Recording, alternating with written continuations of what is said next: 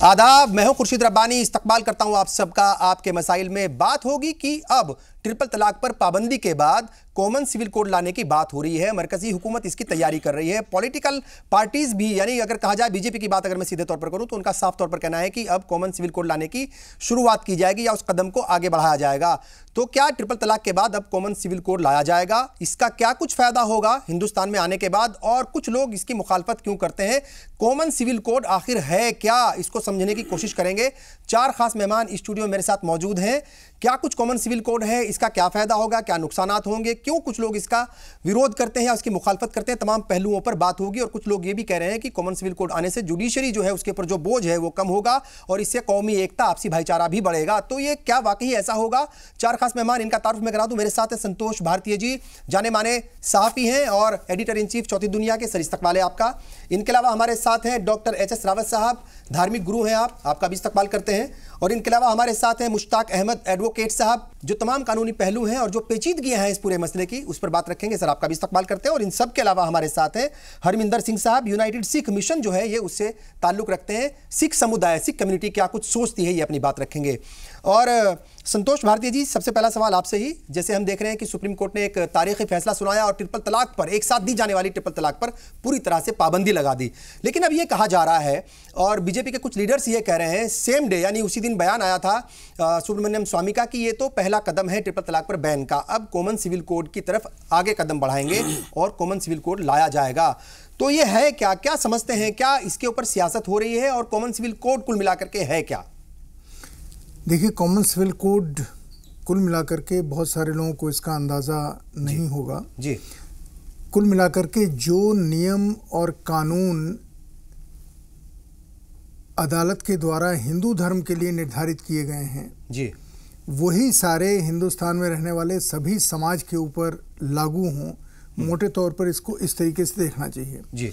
पर जो आपने सवाल किया, मैं उसके बारे में कहना चाहता हूँ। भारतीय जनता पार्टी का ये बुनियादी उनका एजेंडा था कि हम 3 तलाक, 370, उसके बाद उसने ये कॉमन सिविल कोड, इन तीनों को लागू करेंगे। ये इन्होंने अपने चुनाव घोषणा पत्र में लिखा तो नहीं था, लेकिन इसकी घोषणा इन्होंने बार बार की। बिल्कुल। मेरा अपना इसमें मानना है कि भारतीय जनता पार्टी को बहुमत मिला है संसद में, उसके लोकसभा में अपार बहुमत है उसका जी। वो जो चाहे कर सकते हैं। हाँ। क्योंकि हमारे यहाँ लोकतंत्र है और लोगों ने उनको चुना है।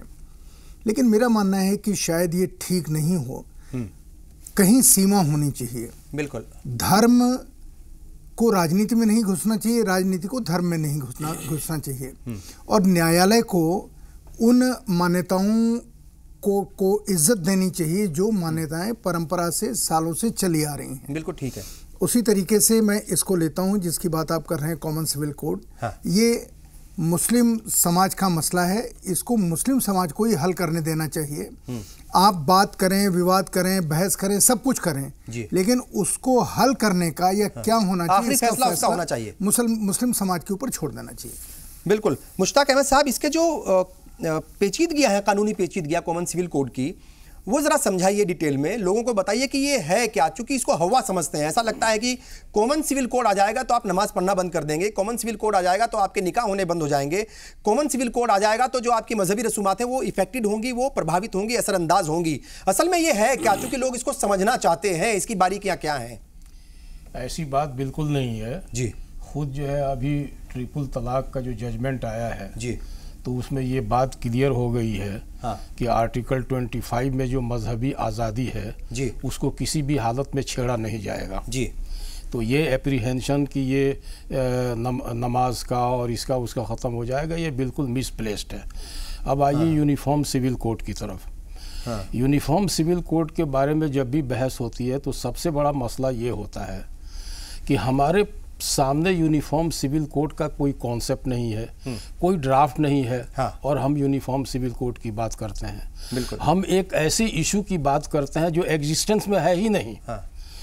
तो और ये बात सही है कि आर्टिकल 44 पर सर उसके में ऊपर बात हो रही है, मरकजी हुकूमत ने जो है बाकायदा पेशकदमी की है या फिर पेशरफ्त की है, और लॉ कमीशन ने बाकायदा सवालात पूछे हैं, पूरा बिल्कुल क्वेश्चन ये रहा था लॉ कमीशन का। ठीक है। हाँ, मेरा तो कैसे कह सकते हैं कि उसके ऊपर बात नहीं हो रही है या वो कहीं है ही नहीं? नहीं, मैं अभी जो है हुकूमत के जब तक लॉ मिनिस्टर की तरफ से कोई बयान ना आए जी, प्राइम मिनिस्टर की तरफ से कोई बयान ना आए या किसी और मिनिस्टर रिस्पॉन्सिबल कंसर्न मिनिस्टर की तरफ से बयान नहीं आए, तो रविशंकर तब जी ने तक बोला किसी के और बयान पे जो है मैं अलग अलग वक्त पर सब लोग बयान दे चुके हैं सर, और वो बयान दिए हैं, लेकिन गवर्नमेंट की तरफ से कोई बयान नहीं आया है। और मैं आपको बताऊं कि लीगली जो है यूनिफॉर्म सिविल कोड जो है पॉसिबल नहीं है। अच्छा। उसकी वजह मैं बता रहा हूँ।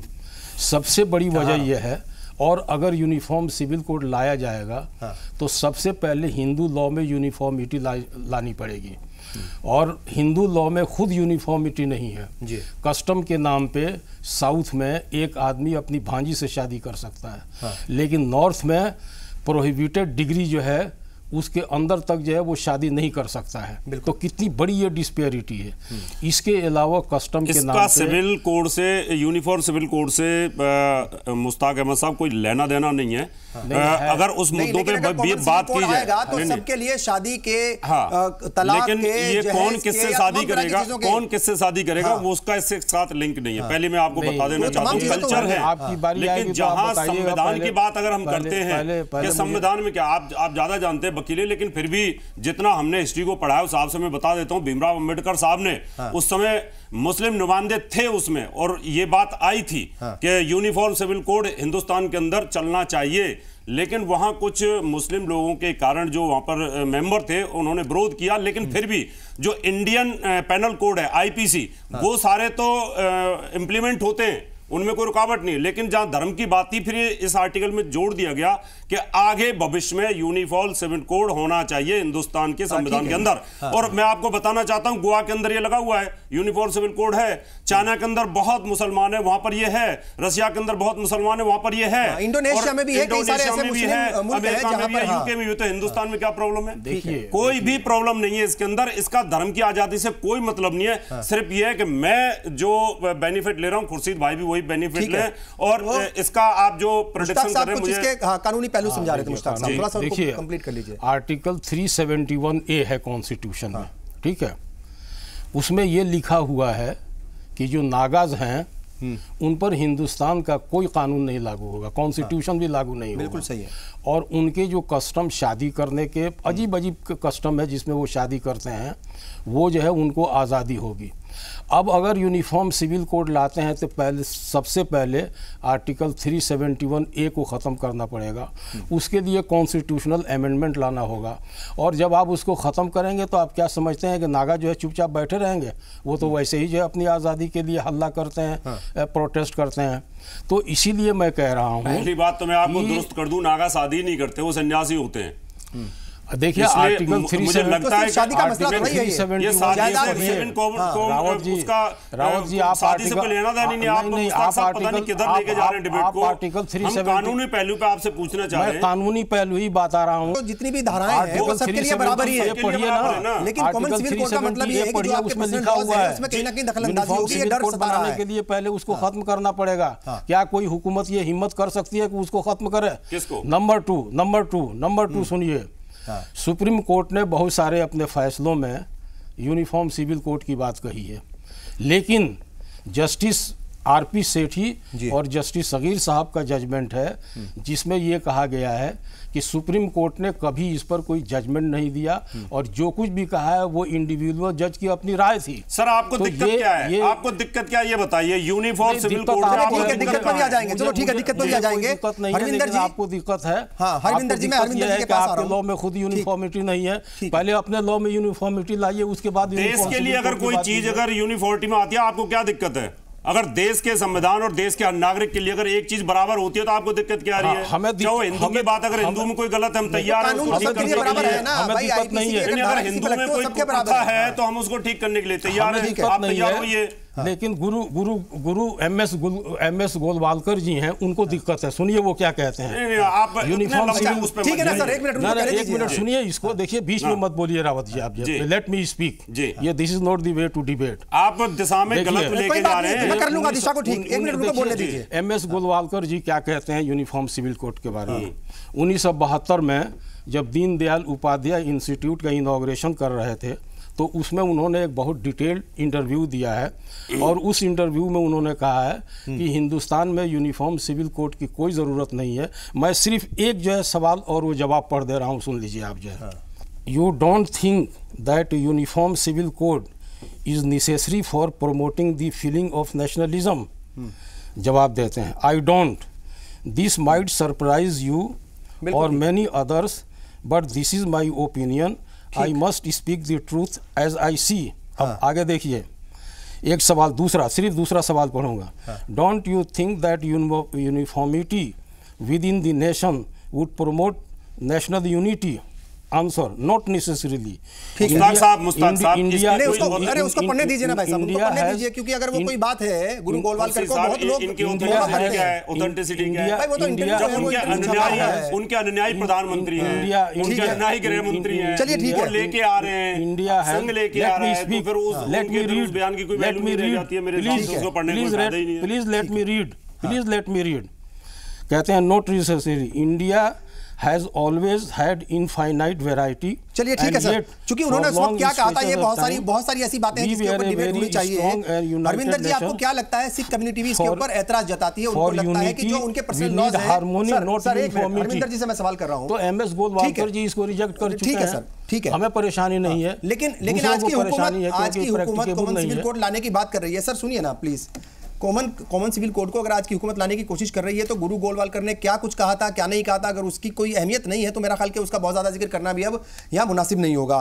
हरविंदर जी, आपको क्या लगता है सिख कम्युनिटी जो है उसका क्या एजेंडा है? क्या वो सोचती है अगर कॉमन सिविल कोड आ जाएगा तो जो सिख कम्युनिटी के जो रीति रिवाज हैं, उनके कायदे कानून हैं, जो पर्सनल लॉज हैं, क्या वो इफेक्टेड होंगे, आपको लगता है?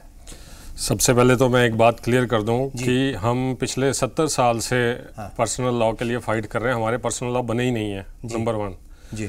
नंबर 2, जो जब 1947 में भारत आज़ाद हुआ था, वो भारत की जब बनतर बनी थी, तो उसकी जो हमारे देश की जो एक ब्यूटी है, जो कि पूरा दुनिया इस चीज़ से वाकिफ़ है कि हमारी जो डाइवर्सिटी है, उस डाइवर्सिटी की वजह से हमारा हिंदुस्तान जाना जाता है कि यहाँ पे हर कल्चर की रिस्पेक्ट है, बिल्कुल हर कल्चर की रिस्पेक्ट है, हर धर्म को अपने तरीके से जीने की हमें फंडामेंटल राइट, हमें पूरा आज़ादी है।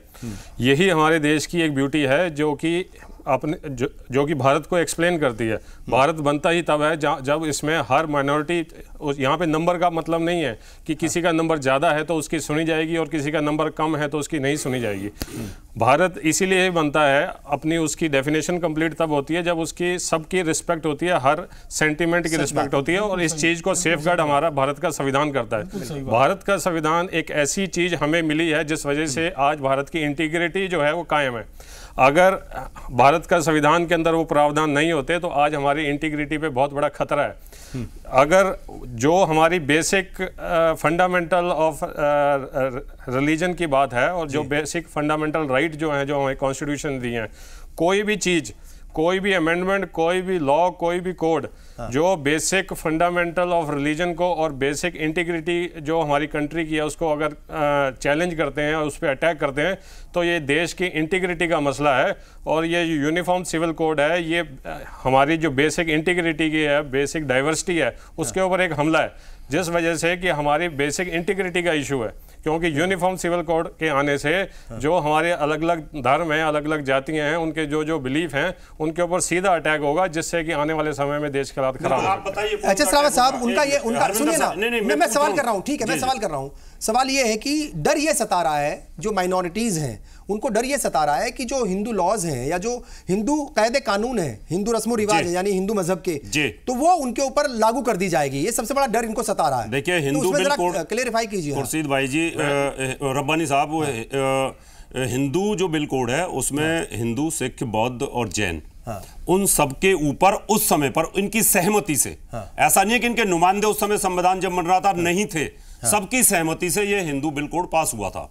और किसी के भी किसी भी धर्म के ऊपर इसके आने से कोई फर्क नहीं पड़ेगा, सिर्फ फायदा होने वाला है। सभी एक देश की विचारधारा में आ जाएंगे। यहाँ पर अभी विचारधारा बटी हुई है क्या? अभी बटा हुआ इसलिए कि मान लो अभी मुश्ताक भाई अभी 2 बच्चों का मान लो सरकार पास करती है, भाई 2 ही बच्चे सबके होंगे, और मुस्लिम भाई इस बात को नहीं मानते। कौन मुसलमान मना कर रहा है? मैं तो वही तो, और क्या आ रहा है? अगर मान लो सरकार बिल पास करती है भाई 1 बच्चा सबका होगा, लेकिन आंदोलन खड़ा होगा मुसलमान भाइयों की तरफ से कि नहीं, हम तो नहीं मानते, हमारे इस्लाम में ये चीज नहीं है। तो इससे देश की बात कर रहे हैं कि ऐसा हो सकता है, ऐसा होगा, वही इनको डर है। ठीक है, नहीं तो अगर शरीयत कानून अगर पूरा इनके ऊपर इंप्लीमेंट होता तो सऊदी अरब के यहाँ पर जो सजाएं वो चालू होनी चाहिए थी, लेकिन वो नहीं है। इसलिए वहां छूट दी गई थी कि संविधान के तहत के भविष्य में इसको यूनिफॉर्म करना चाहिए, देश के हित के लिए बहुत जरूरी है। और जितने भी डेवलप कंट्री हैं वो सब में कहीं ना कहीं यूनिफॉर्म सिविल कोड है, और हिंदुस्तान में बहुत जरूरी है। चलिए ठीक है, वक्त हो गया एक ब्रेक का। आपके मसाइल में बात हो रही है कॉमन सिविल कोड को लाने की। क्या हुकूमत कॉमन सिविल कोड लाने की तैयारी कर रही है और क्या इसके ऊपर सियासत हो रही है? लेकिन सबसे बड़ा सवाल यह है कि मुस्लिम तबका ही कॉमन सिविल कोड की मुखालफत क्यों करता है? उसको कौन सा डर है जो सता रहा है? ये बड़ा सवाल है। ब्रेक लेंगे, हम बहुत जल्द हाजिर होंगे, आप बने रहिए हमारे साथ।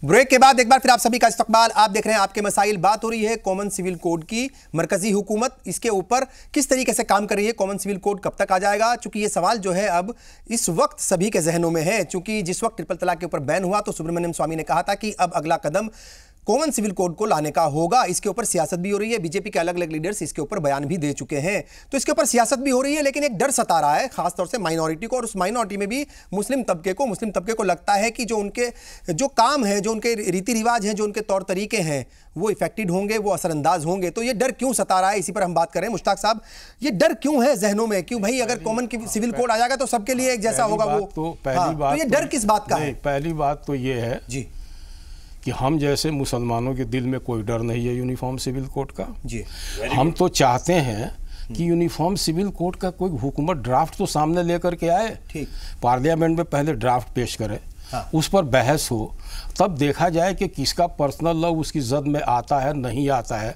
हो सकता है कि उसमें सबका ध्यान रखा जाए, लेकिन सबसे बड़ी दिक्कत ये है कि जो है कोई ड्राफ्ट सामने नहीं है, कोई कॉन्सेप्ट सामने नहीं है, और हम कहते हैं कि यूनिफॉर्म सिविल कोड आ रहा है।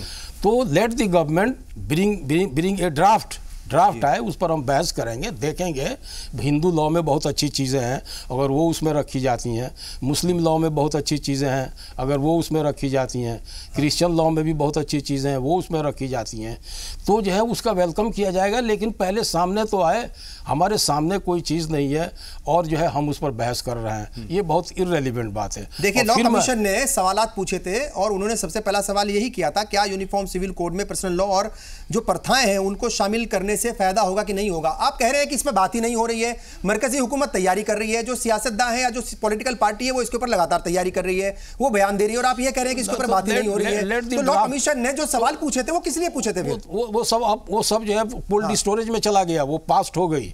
आप पास्ट की बात न कीजिए, प्रेजेंट की बात कीजिए, इस वक्त की बात कीजिए। लॉ कमीशन सुब्रमण्यम स्वामी का आपने बयान सुना था कि नहीं? सुब्रमण्यम स्वामी के बयान को मैं कोई वैल्यू नहीं देता हूँ, ठीक है ना। बीजेपी के जो तर्जुमान है, जो स्पोक्सपर्सन है, वो लगातार बयान दे रहे हैं। तर्जुमान ने नहीं कहा है, तर्जुमान ने नहीं कहा है। अगर जो है लॉ मिनिस्टर बयान देते हैं या कोई मिनिस्टर बयान देते हैं, तब वो हमारे लिए जो होगा कि हाँ सरकार का एक मिनिस्टर है, उसने बयान दिया है, तब उसको हम कोई वैल्यू देंगे। सुब्रमण्यम स्वामी की बात आप कर रहे हैं, इनके बात की कोई वैल्यू नहीं देता है, उनके पार्टी में अपने लोग नहीं देते हैं। Let some draft legislation, party के सीनियर लीडर है, बात करेंगे, उस पर हम बहस करेंगे, सबके साथ जो है बातचीत होगी। ठीक है, एक इनकी एक बात इन्होंने कह दी है, उसकी हमारे नजदीक उसकी कोई वैल्यू नहीं। अच्छा, लॉ कमीशन ने, मेरा सवाल ये, लॉ कमीशन ने जो सवालात पूछे थे तो वो क्या ऐसे ही हवा में पूछ लिए थे क्या? वो हवा में थे, इसलिए। संतोष भारतीय जी, क्या लगता है आपको सीरियसली नहीं लेना चाहिए इन बातों को? जिस तरीके से, एक सेकंड सर, क्या आपको लग रहा है कि जैसे तो बहुत कह रहे हैं कि कोई सवाल ही नहीं है, कॉमन सिविल कोड आएगा ही नहीं, कोई मसला ही नहीं है, कोई बात ही नहीं है, तो क्या मतलब सारी बातें हवा में हो रही हैं? अगर सुब्रमण्यम स्वामी बोल रहे हैं, अगर कुछ तर्जुमान बोल रहे हैं, और कई बार जो है वो जो मिनिस्टर हैं वो भी बोल चुके हैं।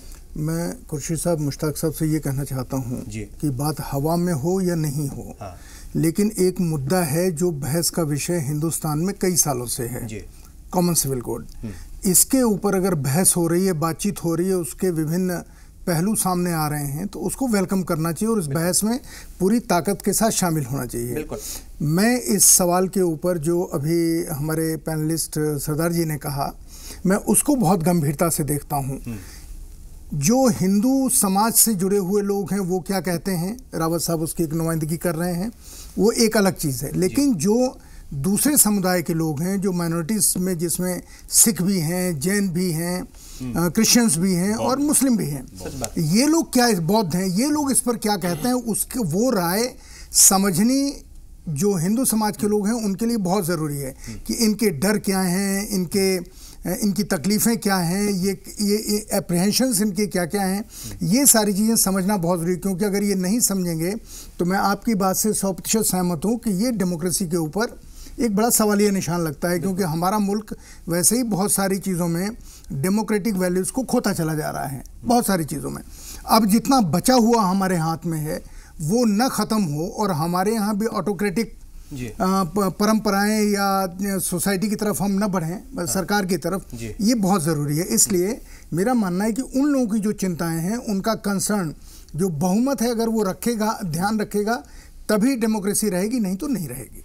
अच्छा रावत साहब, आपको लगता है कि ये थोड़ा सा हठधर्मिता है, अगर मैं साफ तौर पर कहूँ कुछ लीडर्स की या कुछ पॉलिटिकल पार्टीज़ की, कि भाई वो एक धर्म के या एक मज़हब के मानने वालों की जो रसूमात हैं या जो उनके तौर तरीके हैं वो दूसरे के ऊपर थोपना। हालांकि ड्राफ्ट नहीं आया, जब ड्राफ्ट आएगा फाइनल वो भी, लेकिन जो सवालात थे उसके ऊपर भी बहुत सारे सवाल उठे थे, जो लॉ कमीशन ने सवालात पूछे थे, तो वो आपको लगता है कि ये नाइंसाफ़ी नहीं होगी? जैसे हरमिंदर जी ने भी कहा कि भाई जो हमारे रस्मों रिवाज हैं आप उनको मनाने दो, शादी ब्याह तो हमें हमारे हिसाब से करने दो, यानी वो ये इस बात को बोल रहे हैं किसी को अगर इबादत करनी है उसको तो उनके हिसाब से करने दो। ठीक है, तो कुल मिलाकर के आपको नहीं लगता कि ये एक जो है उनके ऊपर जोर जबरदस्ती होगी कि नहीं साहब कॉमन सिविल कोड आ रहा है, आपको तो मानना ही पड़ेगा, शादी तो अब इसी हिसाब से करनी पड़ेगी आपको? रब्बानी साहब, हरविंदर साहब ने कहा था कि अभी भी हिंदुस्तान के बहुत सारे स्टेटों में पंजाब एक्ट लागू है, उनको इस बात पर अध्ययन करना चाहिए। जो पंजाब का, यानी उस समय पंजाब जो था आज़ादी से पहले, उस समय जो हिंदू बिल कोड चल रहा था वो एक्ट अभी भी शादियों पर लागू है। और दूसरी चीज, इससे किसी को कोई नुकसान नहीं होने वाला। हिंदू महिला को जो अधिकार है वही अगर मुसलमान महिला को अधिकार प्रॉपर्टी का मिलता है या डिवोर्स के बाद मिलता है या बेटी को मिलता है। भाई मुस्लिम तबके में कुरान में बाकायदा साफ लिखा हुआ है जो उनके शरई कानून है उसके हिसाब से महिलाओं को, खवातीन को वहां हुकूक मिलते हैं। अब वो उतना नहीं है, अगर उतना नहीं है तो कहीं कहीं वेरिएशन है देश में। और इसके अलावा मान लो देश में कोई कानून पास होता है और शरीयत कानून वहां इजाजत नहीं देता, देश में क्या है भिन्नता आती है। मान लो एक मुसलमान भाई बोलता है मेरे पास तो 8 बच्चे, मैं तो अपनी मर्जी से करूंगा, मेरा कानून शरीयत कानून इसकी इजाजत नहीं देता। इधर सरकार बोलती है नहीं कि जनसंख्या पे कंट्रोल करना है कि भारत की जनसंख्या लेकर के आ जाइए ना भाई, गवर्नमेंट 2 चाइल्ड पॉलिसी लेकर के आ जाए, उसका भी तो विरोध हो रहा है ना, उसका भी तो विरोध करते हैं। हमारा शरीयत कानून ये कहता है कि हम बच्चे उतने ही पैदा करेंगे जब तक होते रहेंगे। उससे क्या है कि देश में भिन्नता आती है और कहीं ना कहीं फिर गरीबी की रेखा में चले जाते हैं। सरकार ये चाहती है कि सबके बराबर नियम हो और सब में भाईचारा रहे, कोई दिक्कत ही ना आए। मान लो अगर एक व्यक्ति बोलता है मैं तो 3 शादी करूंगा, अब 3 शादी करने में दूसरे व्यक्ति को तो ऑब्जेक्शन हो रहा है ना, वहां अनबैलेंस हो रही है ना भारत की स्थिति। इसलिए यूनिफॉर्म सिविल कोड बहुत जरूरी है। हाँ, हिंदू में जैसे मुश्ताक भाई जी कह रहे थे कि इनमें भी कहीं प्रॉब्लम है, अगर ऐसा है तो हम साथ हैं आपके, सबको बराबर का अधिकार हो, सब भाइयों को, बच्चों को बराबर का अधिकार हो, बहनों को भी बराबर का अधिकार हो, यानी कहीं कोई मतभेद इस तरह का देश में होना ही नहीं चाहिए। तो इसके बेनिफिट होने वाले हैं, इसमें नुकसान नहीं होगा। आप अभी माइनॉरिटी में आते नहीं आएंगे, आप बराबर का अधिकार है सबको। माइनॉरिटी का क्या मतलब रहेगा, हटा दीजिए माइनॉरिटी। तो इसलिए ये बेनिफिशियल है, देश के लिए बहुत ज्यादा है और देश की उन्नति के लिए, और भेदभाव भी इसमें समाप्त हो जाएंगे और सब प्रोग्रेस कर सकते हैं। सभी लोगों को सब जगह जॉब मिल सकती है। कहीं कोई यहां नहीं रहेगा कि जी मैं तो पंजाब में हूं और पंजाब में दूसरे व्यक्ति को एंट्री नहीं मिलेगी। यूनिफॉर्म सिविल कोड के बाद सबको सब जगह कोई प्रॉब्लम नहीं आने वाली। हरविंदर जी, और चल रहा है अभी।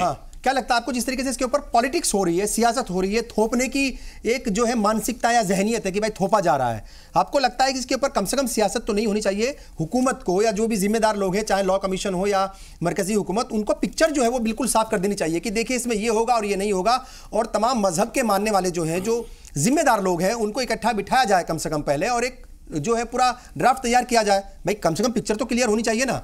सबसे पहले हमें एक इंटेंशन समझनी होगी कि ये यूनिफॉर्म सिविल कोड की बात जो की जा रही है वो किस इंटेंशन से की जा रही है। बिल्कुल ठीक है। अगर हमारी इंटेंशन ये है कि सबके लिए कानून समान हो, हाँ। तो वो ऑलरेडी कानून सबके लिए समान है। अगर आप आईपीसी की बात करें, सीआरपीसी की बात करें, तो उसके अंदर वो सबके लिए, वो मुस्लिम के लिए भी है, वो क्रिश्चियन के लिए भी है, वो सिख के लिए भी है। अगर टाडा लगेगी तो सब पे लगेगी, उसमें किसी भी धर्म का उसमें कोई लेना देना नहीं है। अगर जब हम इक्वालिटी की बात कर रहे हैं, वुमेन इक्वालिटी की अगर हम बात कर रहे हैं, तो वुमेन इक्वालिटी ऑलरेडी एग्जिस्ट करती है। हाँ, अगर किसी पर्सनल लॉ के अंदर वुमेन इक्वालिटी चैलेंज हो रही है, महिलाओं को उनके बराबर का हक नहीं मिल रहा, तो वो उन पर्सनल लॉ के जो लोग हैं उन्हें ये इंश्योर करना चाहिए कि उस धर्म की महिला को बराबर का हक मिले। और ये मेरे ख्याल से जितने मैंने स्टडी की है, किसी भी पर्सनल लॉ के अंदर वुमेन के राइट को चैलेंज नहीं किया गया। अभी भी जो 3 तलाक की जो इतना डिस्कशन हुआ, 3 तलाक में भी सिर्फ इंस्टेंट 3 तलाक एक साथ दी जाने वाली को उसको गैर संवैधानिक करार दिया गया, जबकि मीडिया में चल रहा है 3 तलाक को इलीगल करार दिया गया, जबकि वो गलत है। सिर्फ इंस्टेंट 3 तलाक को किया गया। तो कहने का मतलब यह है कि हमें जो इंटेंशन हमें नजर आ रही है वो यही है कि इसके पीछे सिर्फ और सिर्फ राजनीति हो रही है। आपको बहुमत मिला था विकास के मुद्दे के ऊपर, और आप विकास कीजिए, क्योंकि आप विकास के लाइन के अंदर आपकी जो पॉलिसीज हैं उसके अंदर जो आपका ग्राफ है वो बहुत नीचे जा रहा है। उसको छुपाने के लिए हम ये नई नई चीजें सिर्फ सियासत करने के लिए हम आगे लेके आ रहे हैं। हरविंदर साहब, मैं आपसे एक चीज पूछना चाहता हूं, इसमें क्या सियासत है कि एक आदमी अगर 4 पत्नी लेने का शरीयत का बहाना लेकर के वो 3 पत्नी 2 पत्नी 4 ले रहे हैं भाई साहब, अगर बात लोगों की नहीं, बात एक रखता है, लेकिन कानून तो गलत है ना रब्बानी साहब। 4 पूरे देश के अंदर 4 आदमी रखते हैं, 4 औरतें, लेकिन गलत है ना, नहीं रखनी चाहिए। इसका दूसरा नेगेटिव हिंदू लोग मिसयूज करते हैं, इसका हिंदू लोग भी मिसयूज कर रहे हैं। हिंदू लोग क्या कर रहे हैं, कई लोगों ने ऐसा किया कि इस्लाम कबूल किया है दूसरी शादी करने के लिए। आप एक सर्वे करा, ऐसा होना चाहिए इसके अंदर, आप एक सर्वे करा के देखिए कि भारत में मुसलमानों ने कितने मुसलमानों ने कितनी शादियां की हुई हैं। ये संविधान निर्माताओं ने व्यवस्था दी है कॉन्स्टिट्यूशन के अंदर, इसको आपको समझना चाहिए। और जी मैं उन हिंदुओं का भी विरोध हूं जो 2 शादी करते और इस्लाम कबूल करके दूसरी शादी कर लेते हैं। क्यों एक देश में क्यों होना चाहिए ऐसा? नहीं होना चाहिए, बिल्कुल ऐसा नहीं है। क्या औरतें, क्या औरतों का अपना कोई मजहब नहीं है, उनका सम्मान नहीं है, अपना मान सम्मान है। ठीक है, संतोष जी कुछ कहना चाह रहे हैं, 3 औरतें क्यों बनेंगी? सेंसस रिपोर्ट खत्म होना चाहिए इस तरह का कानून। सेंसस रिपोर्ट इसलिए कॉमन सिविल कोड आना ही चाहिए, इसमें कोई सियासत नहीं है। हिंदुओं में 1 से ज्यादा वाइफ का चलन ज्यादा है, कहीं नहीं है। और सुप्रीम कोर्ट का अभी जो जजमेंट आया है अगर कोई दूसरी औरत रखता है तो उसको मुसलमान बनना पड़ता है पहले। ठीक है, अभी चाहे वो चांद का किस्सा ले लीजिए, चंद्रमोहन का किस्सा ले लीजिए, बहुत सारे फिल्म स्टार बने हुए हैं, धर्मेंद्र है और तमाम दुनिया भर के लोग बने हुए हैं। इसलिए हम इसका विरोध करते हैं। ठीक है, अगर कोई भी हिंदू इस तरह का काम करता है तो उसको भी सजा होनी चाहिए। एच एस रावत साहब, ऐसे बहुत सारे लोग हैं जो पहली बीवी को तलाक दे देते हैं, छोड़ देते हैं, मरवा देते हैं। इतनी सारी रिपोर्ट्स आती है मीडिया रिपोर्ट्स की, अगर को आप देखें, अगर उनके ऊपर गौर करें तो आपको लगता है कि जो खवातीन है, जो महिलाएं, उनके ऊपर अत्याचार जो है, सर सुनिए ना, मैं वही कह रहा हूं कि कोई एक कम्युनिटी नहीं कर रही है। यूनिफॉर्म सिविल कोड और क्राइम में फर्क है, क्राइम तो हर जगह हो रहा है। मैं वही कह रहा हूं कि कोई एक कम्युनिटी महिलाओं के ऊपर अत्याचार नहीं कर रही है, वो सामाजिक बुराई है हर तरीके से, हर कोई इसमें लगा हुआ है। रब्बानी सर, 3 महिला 4 महिला 1 पुरुष के साथ बदी रहे, कितना जघन्य अपराध है।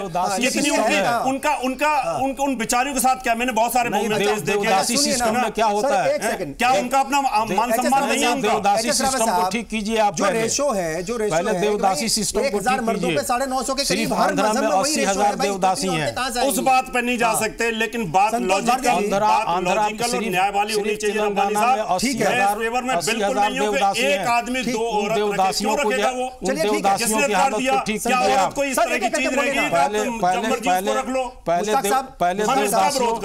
देवदासियों की हालत ठीक कीजिए, महिलाओं की इज्जत का सवाल है। पहले देवदासियों की हालत ठीक कीजिए। तेलंगाना में 80,000 देवदासियां हैं और पूरे देश में जो है 4 लाख के करीब देवदासियां हैं। अभी टाइम्स ऑफ इंडिया की रिपोर्ट है, उनका एक्सप्लॉयटेशन होता है, उनको पढ़ने नहीं दिया जाता है। बता दो मुझे देवदासी का, मुश्ताक साहब एक उदाहरण बता दीजिए आप। देवदास जी का आज की डेट में सारा इतनी सख्ती हो चुकी है, इतनी सख्ती है कि अगर कहीं पता चल जाए बदवा मजदूर है बिहार में सबसे ज्यादा थे, आज की डेट में कोई रख नहीं सकता। आप क्या बात कर रहे हो? कौन सी दुनिया की बात कर रहे हो? आप चौथी दुनिया की बात कर रहे हो। बैन कर दिया गया है, इसके बावजूद भी देवदासी सिस्टम है, उसको आप ठीक कीजिए।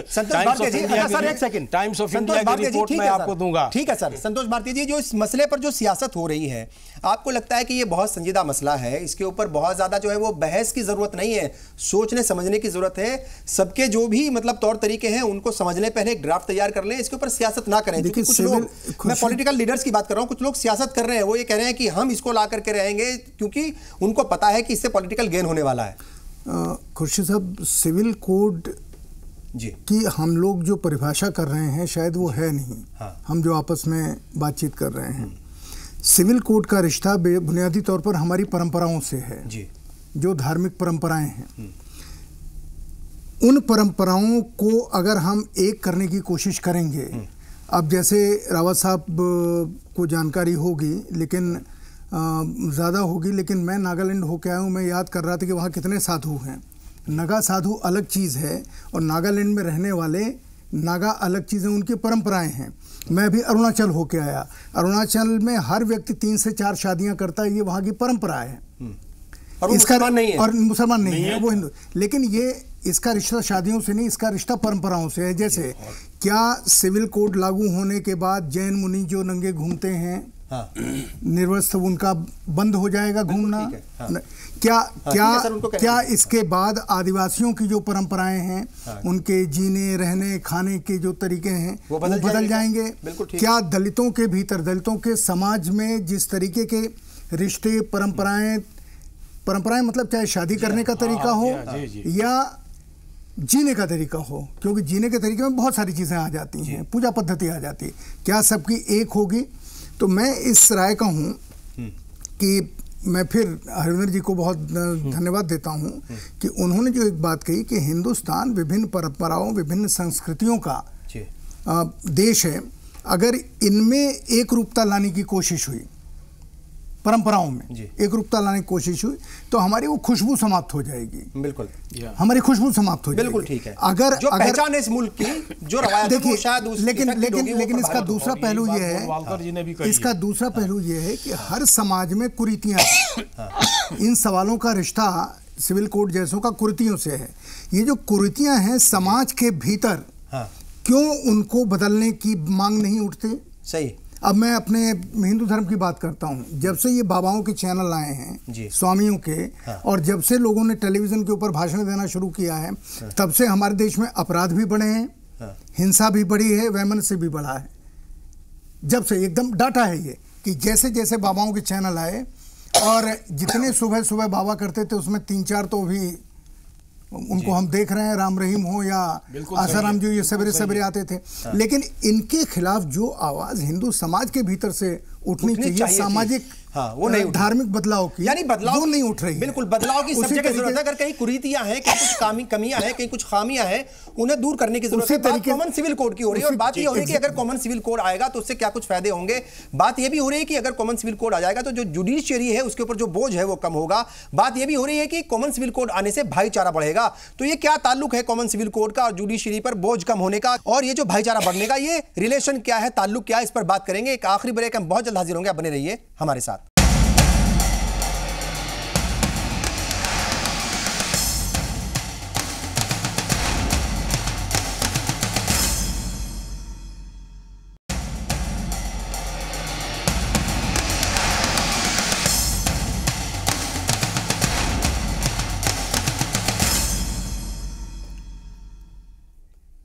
ब्रेक के बाद एक बार फिर आप सभी का इस्तकबाल। आप देख रहे हैं आपके मसाइल। बात हो रही है कॉमन सिविल कोड की। मरकजी हुकूमत तैयारी कर रही है, ड्राफ्ट तैयार किया जा रहा है, लेकिन क्या वो जो ड्राफ्ट तैयार होगा वो तमाम जो मज़ाहिब के लोग हैं, जो रहनुमा है, मजहबी रहनुमा है, जो जिम्मेदार लोग हैं हर मजहब के, क्या उनसे बातचीत करने के बाद, उनसे राय मशविरा करने के बाद वो ड्राफ्ट तैयार होगा? चूंकि अभी ड्राफ्ट आया ही नहीं है, लेकिन बात ये ज़रूर हो रही है सियासी गलियारों में कि कॉमन सिविल कोड लाने की तैयारियाँ हो गई हैं। 2019 से पहले शायद ऐसा हो सकता है। उसके क्या कुछ फ़ायदे होंगे, क्या नुकसानात होंगे, उससे आम आदमी की ज़िंदगी में क्या कुछ बदलाव आएगा, और जो मजहबी आज़ादी है क्या वो उससे असरअंदाज होगी, क्या वो प्रभावित होगी, क्या इफेक्टेड होगी, ये भी सवाल उठ रहा है। और एक सवाल ये भी आया है कि अगर कॉमन सिविल कोड आ जाएगा तो आपसी भाईचारा बढ़ेगा। तो ये सवाल है कि ये क्या तालमेल है दोनों का। एक सवाल ये भी हो रहा है कि जो जुडिशरी के ऊपर बहुत ज़्यादा बोझ है काम का, लाखों केसेस जो है वो पेंडिंग पड़े हैं, तो शायद उनमें भी कुछ कमी आएगी। 4 खास मेहमान लगातार मेरे साथ यहाँ पर बने हुए हैं। और मुश्ताक साहब, आपको क्या लगता है, ये जो एक बताया जा रहा है रिश्ता कि भाई अगर कॉमन सिविल कोड आ जाएगा तो एक तो आपसी भाईचारा बढ़ेगा, इससे हम समझेंगे। संतोष भारतीय जी से ये बताएंगे कि आखिर कैसे लग रहा है कि कैसे जो भाईचारा कैसे बढ़ेगा जब अभी से इसके ऊपर मुखालफत इतनी ज़्यादा तेज़ हो रही है। लेकिन इसके जो कानूनी पहलू हैं और जो ऐसा माना जा रहा है कि जो जुडिशरी के ऊपर बहुत ज़्यादा बोझ है, वो क्या लगता है वाकई कम हो जाएगा? देखिए, मैं नहीं मानता हूँ कि अगर यूनिफॉर्म सिविल कोड आएगा जिसका कोई आकार नहीं है, जिसका कोई फॉर्म नहीं है, तो उससे जुडिशियरी पे बोझ कम पड़ेगा, बल्कि जो उससे जो है जुडिशियरी पे बोझ जो है बढ़ेगा। कैसे बढ़ेगा, जरा आप बताइए कैसे बढ़ेगा? आप बोल दिया ना, बताइए। बता रहा हूँ, थोड़ा धैर्य रखिए ना रावत जी। आप जो है इस तरीके से बढ़ेगा कि जिन लोगों का जो लॉ है, जो आर्टिकल 25 में प्रोटेक्टेड है, वो यूनिफॉर्म सिविल कोड से टकराएगा तो वो लोग उसको चैलेंज करेंगे। और यहाँ पे बहुत सारे कम्युनिटीज़ हैं, खुद जो है आपको हिंदूज़ में बहुत से लोग हैं उसको चैलेंज करेंगे उस यूनिफॉर्म। मसलन साउथ में जो है जो अपनी भांजी के साथ शादी कर सकता है, यूनिफॉर्म सिविल कोड आएगा तो उसका वो राइट खत्म होगा, तो उसको चैलेंज करेगा। तो हिमाचल, उत्तराखंड और हिमाचल के कुछ इलाके ऐसे हैं जहां पर आज भी 4 भाइयों की एक ही बीवी होती है, तो क्या वो कानून उनके ऊपर भी लागू होगा? पोलिएंड्री है वहाँ पे, पोलिएंड्री है, उसकी कोई बात ही नहीं करता है रावत जी, उसकी बात ही नहीं करता है। मैं तो कह रहा हूँ सर, मैं कह रहा हूँ कि अगर यूनिफॉर्म सिविल कोड आता है तो आदिवासियों पे भी होगा, वो नागालैंड में भी होगा, उत्तराखंड में भी होगा और साउथ इंडिया में भी होगा। जहां भी अगर कोई कुरीति, अगर महिलाओं के खिलाफ अगर गलत हो रहा है तो यूनिफॉर्म सिविल कोड में महिला बिल है, उसमें महिला है, उसमें प्रॉपर्टी है, उसमें एजुकेशन है, उसमें 4 चीजों के ऊपर यूनिफॉर्म सिविल कोड की डिस्कशन है। कुछ नहीं होगा। हम सारे कल्चर को हाँक रहे हैं, तो इससे देश को फायदा क्या हो रहा है? अमेरिका के अंदर एक ही कानून है और पूरा देश नहीं रावत जी, अमेरिका में हर स्टेट का मुसलमान नहीं है, अमेरिका में हर स्टेट नहीं, अमेरिका में हर स्टेट पड़ता है, अमेरिका में हर स्टेट का अलग कानून है। अमेरिका में हर स्टेट का अलग कानून है, स्टेट का अलग कानून है अमेरिका में। वहाँ पे यूनिफॉर्म सिविल कोड नहीं है, प्लीज रेक्टिफाई इट। क्योंकि यूनिफॉर्म आप अभी चेक कर लीजिए कि पूरा रसिया, पूरा यूके, पूरा यूएस, इन सब में यूनिफॉर्म सिविल कोड है। स्टेट के अलग अलग होते हैं, जैसे हमारे यहाँ भी गोवा के अंदर है यूनिफॉर्म सिविल कोड, वो चल रहा है ना। फिर क्यों चल रहा है? जब हिंदुस्तान के एक स्टेट में चल सकता है तो बाकी स्टेट में क्यों नहीं चल सकता? मुश्ताक साहब, चल सकता है, बस आपकी विल पावर चाहिए। आप जो है, और जो आप ये कह रहे हैं कि इससे न्यायपालिका पे बोझ बढ़ जाएगा, उल्टा बोझ कम हो जाएगा। 19 करोड़ मुसलमान भाई हैं और भी बहुत सारे लोग होंगे, उनका 50% जो मुकदमा है वो तो ऐसे ही खत्म हो जाएगा।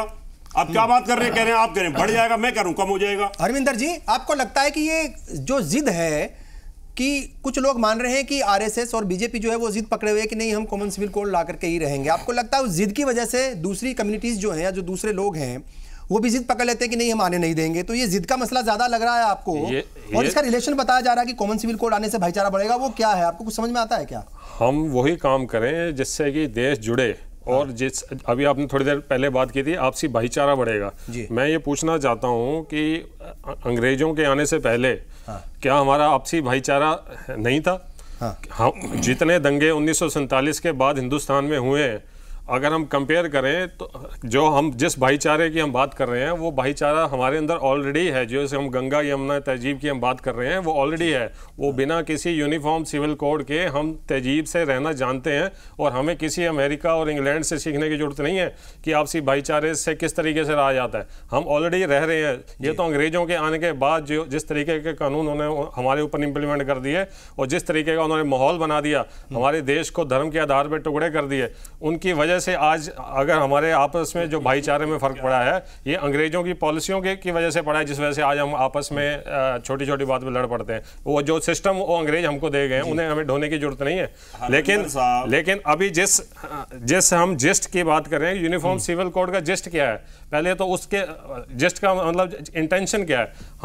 जब हम कह रहे हैं कि हमारा भारत जो है वो डाइवर्सिटी का देश है, जहाँ पे हर धर्म हर कल्चर की रिस्पेक्ट की जाएगी, आपको सर क्या तकलीफ हो रही है? आपको तकलीफ यूनिफॉर्म सिविल कोड में आपको सरदारों को, सिखों को क्या तकलीफ हो रही है? सिखों की अगर हम बात करें, हम तो ऑलरेडी फंसे हुए हैं हिंदू पर्सनल लॉ के अंदर। हमारे जो लीडर हैं पिछले 70 साल से इस बात की फाइट कर रहे हैं कि हमारा सेपरेट पर्सनल लॉ। आप क्या हिंदू नहीं थे पहले? आप जो सिख धर्म बना इसलिए बना था? बिल्कुल नहीं बना किस लिए था? आप कैसी बातें कर रहे हैं? हम गुरुद्वारे में जाके मत्था टेकते हैं, सिख मंदिरों में जाते हैं, आप क्यों इस तरह की बातें देश के अंदर फाड़ कर रहे हैं? आपका उदय किस लिए हुआ था ये बताइए? आप सिख धर्म बना क्यों था? बिल्कुल आपकी बात का जवाब दे रहा हूं। आप गलत डायरेक्शन में जा रहे हैं। देव जी ने जनेऊ क्यों नहीं पहना, बताइए आप? जनेऊ क्यों नहीं पहना? बात जनेऊ की नहीं हो रही है, बात मैं कह रहा हूं गुरु गोविंद सिंह ने क्यों सिख धर्म बनाया, किसके लिए बनाया? आप उस इतिहास में जाइए। बिल्कुल वहीं आप गलत दिशा में जा रहे हैं। बिल्कुल वहीं से ही पैदा हुआ जब गुरु नानक देव जी ने कर्म कांड को बिल्कुल खत्म करने के लिए, और जो ब्राह्मण, ऐसे तो अभी राम रहीम भी पैदा हो गए, रामपाल भी पैदा हो गए, बहुत सारे पंथ इकट्ठे हो रहे हैं। नानक देव जी को उनसे कंपेयर नहीं कर सकते। हम आपके खिलाफ नहीं, हम आपको रेस्पेक्ट करते हैं। गुरु नानक देव के भी उतरे नहीं थे, लेकिन आप मैं से ये पूछ रहा हूं, आपको दिक्कत क्या? आपको क्या दिक्कत है? मैं से पूछा उनको क्या दिक्कत है? चलो मुसलमानों को हो सकती है साहब, ऐसा मत कीजिए। आप एक बलात्कारी बाबा को गुरु नानक देव से मैं ये कह रहा हूं कि मुसलमानों को प्रॉब्लम हो सकती है क्योंकि वहां काफी कंट्राडिक्शन है। सरदारों को क्या दिक्कत आ रही है? हम तो अपने पर्सनल लॉ क्या दिक्कत आ रही है? अपने पर्सनल लॉ बनाने की बात कर रहे हैं, आप पर्सनल लॉ खत्म करने की बात कर रहे हैं। हम तो अपने सिख धर्म, हम हिंदू मैरिज एक्ट के अंदर हमारी शादी होती है। मैरिज एक्ट में पंजाब एक्ट लागू है सर, आप देख लीजिए। हम तो आप ही को फॉलो कर रहे हैं हिंदू मैरिज एक्ट में। इतनी लंबी लड़ाई के बाद हम आनंद मैरिज एक्ट बनाने में अब कामयाब हुए हैं, इतनी लंबी लड़ाई के बाद। और आनंद मैरिज एक्ट हमने किस लिए फाइट करके बनाया? संतोष भारतीय जी, ये जो इस मसले के ऊपर सियासी फायदा उठाने की कोशिश की जा रही है या फिर इसको हथियार बनाया जा रहा है कॉमन सिविल कोड को, आपको लगता है ऐसा नहीं होना चाहिए? और ये भी दावे किए जा रहे हैं कि भाई वो जो आपसी भाईचारा बढ़ जाएगा, लगता है आपको कुछ जो है कोई आपसी भाईचारा बढ़ने का इसमें कहीं कोई मतलब, चूंकि ये तो और ज्यादा दूरियां बढ़ेंगी अगर इस तरीके से होगा। उनको लगेगा दूसरी कम्युनिटी को कि एक कम्युनिटी के जो रस्मो रिवाज है वो दूसरी कम्युनिटी के ऊपर थोपे जा रहे हैं, तो आपसी भाईचारा बढ़ने की बजाय ये तो दूरियां बढ़ेंगी और पॉलिटिकल फायदा भी इसका कुछ लोग उठाने की कोशिश कर रहे हैं। देखिए, मेरा ये फर्म बिलीव है कि जो मैंने शुरू में निवेदन किया कि किसी भी मजहब की परंपराओं को दूसरे मजहब के ऊपर लादना नहीं चाहिए और मजहब के भीतर जो भी बुराइयां हैं उस मजहब के लोगों को ही लड़ना चाहिए। बिल्कुल ठीक है। और चूंकि हर मजहब में ऐसे समझदार लोग हैं, ऐसा नहीं कि समझदार लोग नहीं और आवाज़ नहीं उठाते होंगे, अवश्य उठाते होंगे। वो जितनी तेज़ी से बढ़ेगी वो मजहब उतना सुधरेगा, लेकिन उसमें राजनीति कानून के ज़रिए दखल दे, ये मुझे बहुत अच्छा नहीं लगता। क्योंकि मुझे जितनी मैंने ज़िंदगी गुजारी है और जो मैंने जिस प्रोफेशन से अपने को अनुभव से लेस किया है, उससे मुझे लगता है कि इससे टूट ज़्यादा होगी, दूरी ज़्यादा बढ़ेगी, तफरका ज़्यादा होगा, बजाय इसके कि और ज़्यादा कोहेसिवनेस होने की। एच एस रावत साहब ये बताइए, साहब एच एस रावत साहब, सवाल ये है कि भाई ये जो मुल्क है, जो इसकी बुनियाद है वो सेकुलरिज्म की बुनियाद है। यहाँ का जो आइन है, जो संविधान है, वो भी सेकुलर उसको मतलब जो है माना जाता है कि भाई वो सेकुलर है, और वो है भी। यहाँ की रवायतें हैं, यहाँ पर जैसे उन्होंने भी कहा था सजा जी ने भी कि यूनिटी इन डाइवर्सिटी जी, है ना, अनेकता में एकता, ये इस मुल्क की ये पहचान है। अगर ये मुल्क जो है एक अलग तरह की पहचान रखता है तो इसमें कॉमन सिविल कोड की गुंजाइश कहाँ है? सब अपने मजहब के हिसाब से जो उनकी रस्मो रिवाज हैं, जो उनके पर्सनल जो चीज़ें हैं, अगर वो कर रहे हैं शादी ब्याह तो उसमें करने दीजिए। उसमें कहाँ जरूरत आन पड़ी कि भाई जो है ये कॉमन सिविल कोड आने की वहाँ पर भी जरूरत पड़ गई। कोड में कोई बाउंडेशन नहीं होगी शादियों में, किसी की कुरान पर, किसी की उस पर कोई भी यहाँ पर अपने धर्म मानने पर कोई पाबंदी नहीं आ रही है। सिर्फ ये 4 मुद्दों पर यूनिफॉर्म सिविल कोड आ रहा है, जिसके अंदर प्रॉपर्टी के विवाद हैं और दूसरी महिलाओं की जो उनकी आन बान की रक्षा उसके अंदर है, उसके अंदर एजुकेशन है और देश के संविधान की बात आती है। यहाँ पर कहीं पर भी, जैसे अभी मेरे बड़े भ्राता संतोष भारती जी कह रहे थे कि भाई मैं तो देश है, ठीक है परंपराओं का देश है, लेकिन जहाँ देश और संविधान की बात आती है, देश की एकता की बात आती है, आपस में जब हम एक जैसे, मुफ्तार साहब भी वही पढ़ रहे हैं, मैं भी वही पढ़ रहा हूँ, हरविंदर साहब भी वही पढ़ रहे हैं, मैं भी वही पढ़ रहा हूँ, सब में एक यूनिटी आती है और देश का नाम जबरदस्त होगा और यूनिटी बनेगी और प्यार संस्कार बढ़ेगा इसमें, नो डाउट। लेकिन तकलीफ जब आती है कि मैं देखता हूं यार मेरा ये मुसलमान दोस्त है, इसकी 4 पत्नी है, इसके तो 10 बच्चे हैं और मेरे 2 हैं, सरकार मेरे ऊपर 3-4 बच्चे पैदा करने पे ऑब्जेक्शन लगा देती है, चुनाव नहीं लड़ सकते।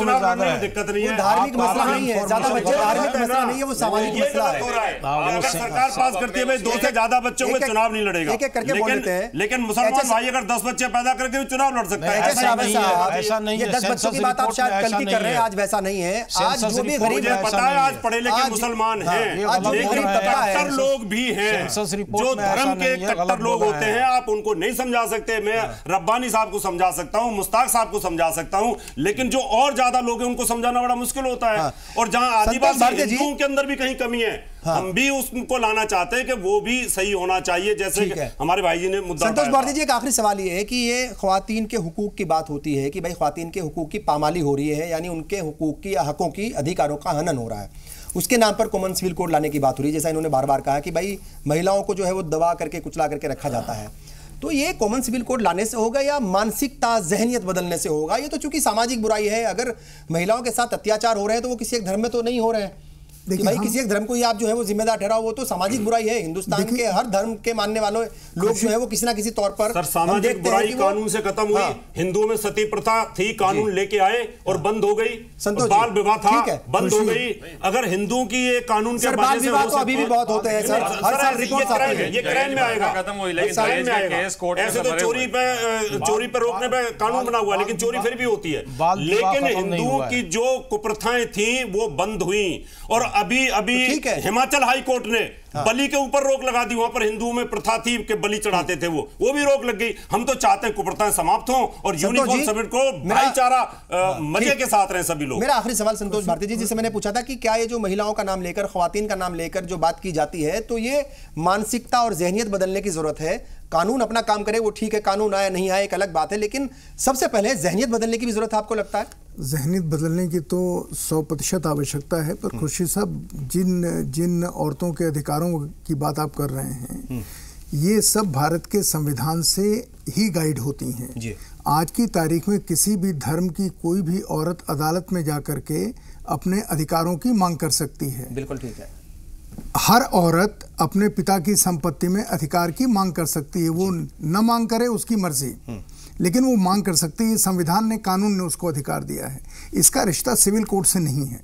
मैंने फिर कहा कि सिविल कोड का रिश्ता परंपराओं से है। सिविल कोड का रिश्ता धार्मिक रीति मान्यताओं से है। धर्म, हाँ, उसका इन चीजों से रिश्ता नहीं है। सिविल कोड का रिश्ता रोजगार से नहीं है। ठीक है, रोजगार का के समान अवसर संविधान कहता है, जिसको नहीं मिलते हैं वो अदालत में जा सकता है। ठीक, चलिए आप सब लोग का बहुत बहुत शुक्रिया। बहुत अहम बात हुई है, और बात यह है कि कॉमन सिविल कोड आए या ना आए, ये एक अलग पहलू है या एक अलग बहस है, लेकिन अगर ये आए तो पूरा ड्राफ्ट तैयार हो, और जो अलग अलग मज़ाहिब के मानने वाले लोग यहाँ पर हैं, जो अलग अलग धर्मों के लोग हैं, जो मजहबी रहनुमा हैं, जो किसी कौम के या किसी मजहब के जिम्मेदार लोग हैं, उनको मिला करके, उनके साथ बैठ करके जो लॉ कमीशन है या जो लॉ मिनिस्ट्री है, वो एक ड्राफ्ट तैयार करे और वो ड्राफ्ट सबको दिखाया जाए, उसके ऊपर आम सहमति बने, तभी कॉमन सिविल कोड आए। आप सबने ये प्रोग्राम देखा, आप सबका बहुत बहुत शुक्रिया। आदाब।